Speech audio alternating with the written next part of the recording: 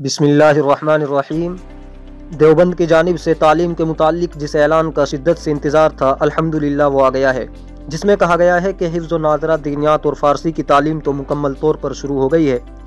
اس کے علاوہ عربی درجات کی تعلیم 10 رجب المرجب سے شروع ہو جائے گی، لیکن یہ عربی کے تمام درجات کے لیے نہیں ہے، بلکہ صرف عربی اول سے چہارم عربی تک کے قدیم طلبہ کو ہی 10 رجب تک مدرسے حاضر ہونا ہے۔ ان طلبہ کو ان کی پڑھی ہوئی کتابیں ہی یاد کرائی جائیں گی، گویا کہ وہ اپنے پچھلے سال کو ہی دہرائیں گے۔ اس کے علاوہ پنجم عربی سے دورہ حدیث تک کے طلبہ حسب سابق نئے تعلیمی سال کے شروع میں یعنی شوال 1442 میں ہی دارالعلوم میں حاضر ہوں گے۔ چلیے پورے اعلان کو پڑھتے ہیں۔ بسمہ سبحانہ و تعالی۔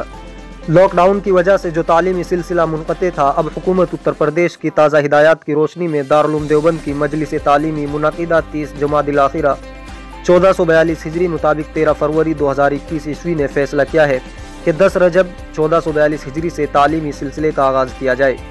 اس سلسلے میں اعلان کیا جاتا ہے: نمبر 1، درجات حفظ و ناظرہ اور دینیات و فارسی کی تعلیم مکمل طور پر شروع ہوگی۔